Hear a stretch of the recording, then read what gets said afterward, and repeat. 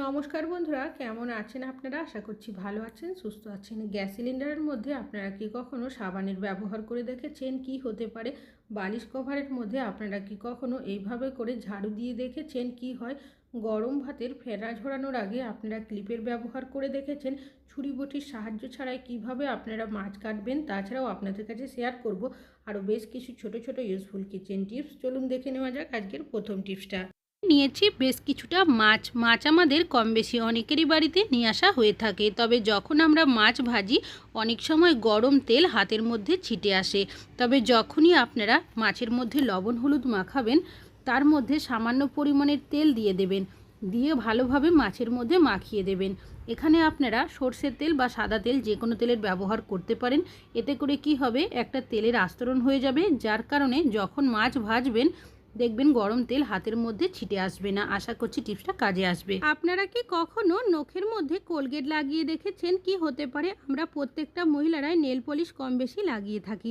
তবে nail polish যখন তোলার থাকে, অন্য কালারের নেল পলিশ যখন আমরা পরি, তার আগে দেখবেন আমরা নেল পলিশটা তোলার জন্য নেল রিমুভারের ব্যবহার করি। তবে সবার কাছে সব সময় নেল রিমুভার থাকে না, বা হয়তো আছে খুঁজে পাচ্ছি না। সেক্ষেত্রে আপনারা কোলগেট বা সাদা টুথপেস্ট যে কোনো নিয়ে নেবেন। একটা ব্রাশের মধ্যে সামান্য জল দিয়েছিলাম, সেটা দিয়ে নখের মধ্যে এইভাবে আমি আলতো হাতে ঘষে যে টুথপেস্টটা দিয়েছি সেটাকে ভালো করে লাগিয়ে নেব। এইভাবে আপনারা রেখে দেবেন 5 মিনিটের জন্য। ফিরে আসছি 5 মিনিট পর। এখন 5 মিনিট হয়েও গেছে। আবারও ব্রাশের মধ্যে সামান্য জল নিয়েছি, সেটা দিয়ে আলতো হাতে নখের মধ্যে এভাবে ঘষে দেব। দেখবেন নখের মধ্যে বাকি যেটুকু নেল পলিশ থাকবে সেটা কিন্তু উঠে যাবে। প্রত্যেকটা নখই কিন্তু আমি এইভাবে ঘষে নিয়েছি। এবার আপনারা কাপড়ের টুকরো বা তাওয়াল নিয়ে নেবেন, সেটা দিয়ে আলতো হাতে মুছে দিলেই দেখবেন নেল পলিশটা কিন্তু সম্পূর্ণ উঠে পরিষ্কার হয়ে যাবে। আর এখানে কিন্তু কোনো রকমের নেল রিমুভারের ব্যবহার করতে হবে না। আশা করছি আপনাদের টিপসটা কাজে আসবে। ভালো লাগলে অবশ্যই একটা লাইক করবেন। আমরা যেখানে ফোন চার্জ দিই, সুইচ বোর্ডের আশেপাশে অনেকেরই দেখা যায় এমন কোনো হোল্ডার বা জায়গা থাকে না যে জায়গায় রেখে আমরা ফোনটা চার্জ দেব। তাড়াহুড়োতে অনেক সময় আমরা কি করি, চার্জারের অ্যাডাপ্টারের ওপরেই ফোনটা রেখে চার্জ দিই। এর ফলে ফোনটা কিন্তু পড়ে যাওয়ার সম্ভাবনা অনেকটাই থাকে।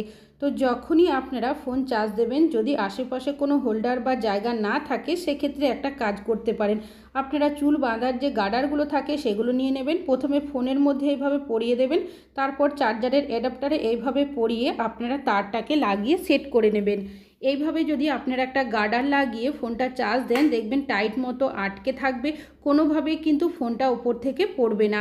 আশা করছি আপনাদের টিপসটা কাজে আসবে। ভালো লাগলে লাইক করবেন। এখন চলে যাচ্ছি পরবর্তী টিপসে। অর্ধেক লেবু। অনেক সময় দেখবেন পুরো লেবুটা হয়তো আমরা ব্যবহার করি না, অর্ধেকটা ব্যবহার করি আর বাকি অর্ধেকটা রেখে দিই। তবে এইভাবেই যদি লেবুটা রাখা হয়, দেখা যায় লেবুটা শুকিয়ে যায়, লেবুর রস কিন্তু পরবর্তী সময় বেরোয় না, আমরা যতই ফ্রিজে রাখি না কেন। সেক্ষেত্রে একটা টিপস আপনারা ফলো করতে পারেন। একটা পাত্রের মধ্যে লেবুর কাটা অংশটা রাখবেন, আর এর মধ্যে দিয়ে দেবেন বেশ কিছুটা পরিমাণের নর্মাল জল। লেবুটা যাতে জলের মধ্যে ডুবে থাকে। এইভাবে করে আপনারা যদি ফ্রিজে নাও রাখেন, দেখবেন 1 সপ্তাহ ভালো থাকবে, শুকিয়ে যাবে না। তবে অবশ্যই মাঝে মধ্যে জলটাকে চেঞ্জ করে দেবেন। আশা করছি টিপসটা কাজে আসবে। এখন চলে যাচ্ছি। আপনারা কি কখনো ফুলঝাড়ুতে বালিশ কভার পরিয়ে দেখেছেন? কি হতে পারে? ফুলঝাড়ুর ব্যবহার আমরা প্রত্যেকেই কম বেশি করে থাকি ঘর ঝাড়ু দেওয়ার জন্য। তবে রেগুলার ফুলঝাড়ু দিয়ে ঘর ঝাড়ু দেওয়ার কারণে অনেক সময় দেখা যায় ঝাড়ুর যে ফুলের অংশগুলো থাকে ভেঙে যায়, যার কারণে অনেকটাই পুরনো হয়ে যায়। তখন আমরা আর ব্যবহার করি না, বাড়িতে এরকমই পড়ে থাকে। আর এখানে একটা পুরনো বালিশ কভার নিয়েছি, তার মধ্যে ফুল ঝাড়ুটাকে পরিয়ে দিয়েছি। ফুল ঝাড়ু থেকে বালিশ কভারটা যাতে খুলে না যায়, আমি একটা এইভাবে করে দড়ি দিয়ে নিচের সাইডে আটকে দিয়েছি, আর আরও একটা দড়ি দিয়ে ওপরের সাইডে এভাবে আটকে দেব। কি কাজে এটা ব্যবহার করবেন চলুন দেখে নেওয়া যাক। আমাদের ঘরের মধ্যে যখন ঝুল পড়ে যায়, এই ঝুলগুলো ঝাড়ার জন্য আমরা অনেকেই ঝুল ঝাড়ুর ব্যবহার করে থাকি। তবে হাতের কাছে যদি ঝুল ঝাড়ু না থাকে বা হয়তো ছিল ভেঙে গেছে, সেক্ষেত্রে আপনারা এইভাবে করে কিন্তু ঝুল ঝাড়ুর কাজে এটা ব্যবহার করতে পারেন।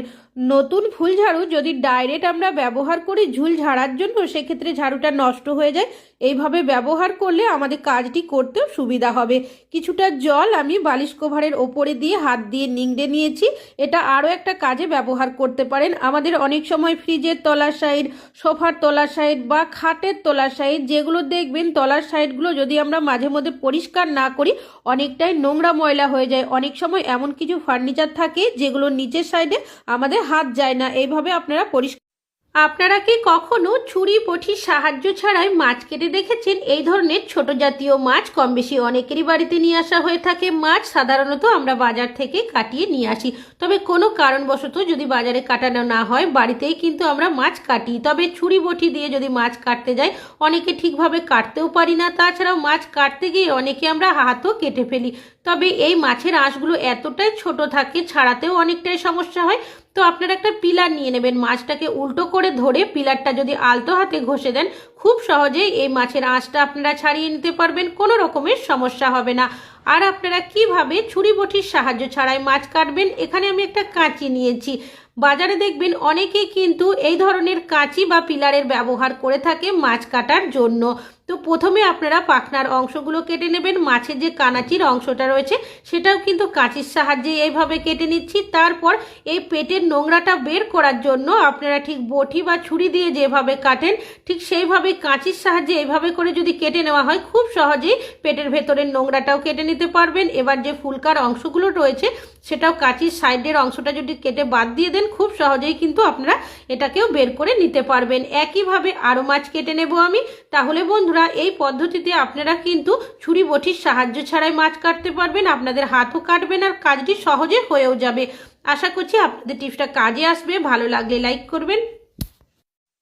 ভাতের ফেনা ঝরানোর সময় আপনারা কি কখনো ক্লিপের ব্যবহার করে দেখেছেন? আমাদের প্রত্যেকেরই বাড়িতে ভাত কম বেশি রান্নাবান্না হয়ে থাকে, তবে ভাতের যখন আমরা ফেনা ঝরাতে যাই বিশেষ করে নতুন রাঁধুনি হয়ে থাকলে দেখবেন অনেক সময় ভাত পড়ে যায় বা কখনো কখনো কিছুটা ফেনাও ভাতের মধ্যে থেকে যায়, যার কারণে ভাতটা খেতেও ভালো লাগে না। তো এইভাবে করে আপনারা 2 থেকে 3টে ক্লিপ দিয়ে দেবেন ভাতের ফেনাটা ঝরানোর আগে।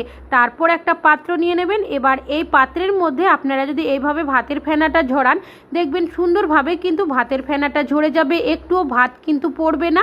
তাছাড়াও আপনাদের ভাতের মধ্যে ভাতের ফেনাও থাকবে না। তবে এইভাবে কাজটি করতে অসুবিধা হলে আপনারা এইভাবে তলার সাইডে একটা ডাবু বা হাতা দিয়েও দিতে পারেন, তবে আমার কিন্তু প্রয়োজন নেই তাই আমি এখান থেকে তুলে নিলাম। এইভাবে করে 5 মিনিট রেখে দেব। 5 মিনিট পর আমি আপনাদেরকে দেখাবো যে কতটা সুন্দর ভাতের ফেনাটা ঝরে গেছে, একটুও ভাতের মধ্যে ফেনাও নেই আর এখানে কিন্তু একটুও ভাতও পড়েনি। তাহলে বন্ধুরা দেখতেই পাচ্ছেন এইভাবে যদি ভাতের ফেনা ঝরানো হয় আমাদের ভাতও নষ্ট হবে না আর ভাতের মধ্যে ফেনাও থাকবে না। আশা করছি এই টিপসটা কাজে আসবে। আপনারা কি কখনো গ্যাস সিলিন্ডারের মধ্যে সাবান দিয়ে দেখেছেন? কি হতে পারে? আমরা গ্যাসের সিলিন্ডারের ব্যবহার কম বেশি প্রত্যেকেই করে থাকি, তবে অনেক সময় গ্যাসের সিলিন্ডারের আশেপাশে আসলে একটা গ্যাস বেরোনোর গন্ধ বুঝতে পারি। আর এইভাবে যদি গ্যাস বেরোতে থাকে অনেক বড় বিপদের সম্ভাবনাও কিন্তু থাকে। তবে আপনারা এটা কিভাবে চেক করে নেবেন তার জন্য নিয়ে নেবেন সাবান, যে কোনো ধরনের সাবান নিয়ে নেবেন। সামান্য পরিমাণের জল দিয়ে দিয়েছি, তারপর হাত দিয়ে এভাবে করে ঘষে একটু ফেনা মতো করে নেব। এবার এই যে সাবানের ফেনাটা রয়েছে আপনারা কি করবেন, গ্যাসের সিলিন্ডারের যেখানে ক্যাপটা লাগানো থাকে তার মধ্যে হালকাভাবে এইভাবে ঘষে লাগিয়ে দেবেন। কিছু সেকেন্ড অপেক্ষা করবেন। যদি দেখেন এখান থেকে বাবলের মতো তৈরি হচ্ছে তাহলে বুঝে নিতে হবে এখান থেকে কিন্তু গ্যাস লিক করছে। আর যদি এখান থেকে কোনো বাবলের তৈরি না হয় তাহলে বুঝে নিতে হবে এখানে কিন্তু কোনো গ্যাস বেরোচ্ছে না। তো দেখতেই পাচ্ছেন এখানে কিন্তু বাবলের তৈরি হয়ে গেছে, তার মানে এখান থেকে কিন্তু বেশ অনেকটাই গ্যাস লিক করছে।